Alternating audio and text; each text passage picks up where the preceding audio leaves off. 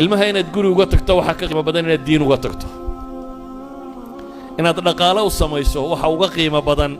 inaad isaga qof ka dhigto jira oo nool oo muslima hadduu qof muslima noqdo oo naftiisa ku kalsoon meel uu seexdiyo wuxuu cuno isaga raadacaysanaya adiga xilka ku saaranay kaama xilka ku saaranay waxa weeyaan falaa tamuutunna ilaa wa antum muslimuun ilaahay qur-aanka wuxuu ku tilmaamayaa nebi ibraahim oo u dardaarmaya carruurtiisii islaamnimo nebi yacquub oo markuu geeriyoonayo u yeedhay oo ku yidhi maxaa caabudaysaan aniga dabaday oo ay u sheegeen ilaahaad adigu caabudaysa iyo abbayaashaaba ilaahay caabudayeen baannu haysanaynaa ambiyadu dardaarankay ka tegayeen wuxuu ahaa islaamnimo ku dhinta mu odhanin war xoolaha maxaa ka yeelaysaan reer kastaa u maamulaysaan daarihii sidaa odhan doontaan reerka ma ururin doontaan baabkaa uma bilaabine qur-aanku wuxuu inoo tilmaamay inuu diin ka warramay saxaabadii markii ay dunida ku faafeen bershiya markii dagaalladu ka socdeen xarbilqaadisiya 30,000 oo muslimiina baa dagaal ku jiray iyo dad 200 oo kun ku dhadhow oo gaala ah dabeetana markii dambu ninkii gaalka ahaa meesha joogay wuxuu yidhi bal iigu yeedha nimankani waxay doonayaan 3 nin buu kolba mid yidhi hallay soo diro waa loo diray wuxuu u weydiinayaa uu leeyahay warnimayo haddii meeshiinnii dhulkiinna waan oga waa iska saxaariya meel qaraxee aan xoola idin siiya noqda xaggiinnii ku laabta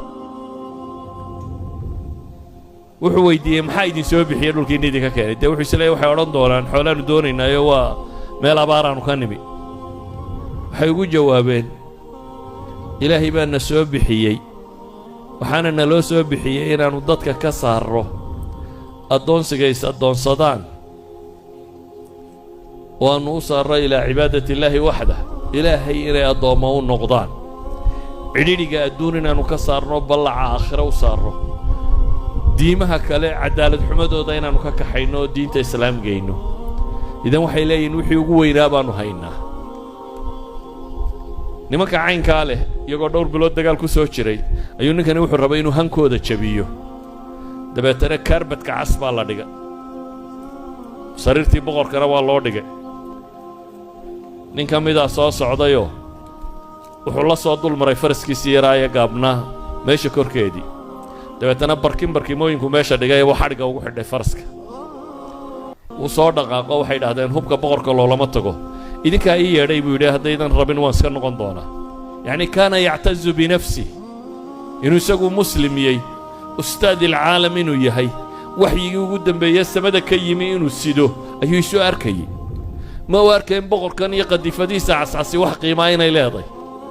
3 nin ka midina siduu u soo socday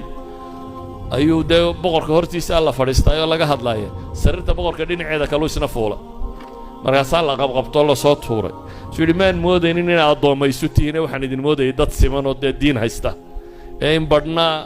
rabbiya sheeganayaan badhna dhulka la dhigayo maan moodayn idan waxay arkayeen dadkaasi diintu inay tahay wixii ugu qaalisanaayo iyagu sitaan laakiin xoole may wadanin waxba may wadanin aniga markaa weedhaydu waxay tahay war foqoro ma tihidin diintii rabbaa aaminsantiinoo sidaan dadkaa u timaadeen baa foqoro ah oo diin la dadkaa u timaadeen baa caydh ah oo aan waxba haysanin dadkaa u timaadeen baa aakhire moog idinkuna habbi'ina oo diintiinnu yay xumaanina ilaashada oo garta wixii ugu qaalisanaa inaa haysataan dee dadkana gaadhsiiya xil baa idinka saara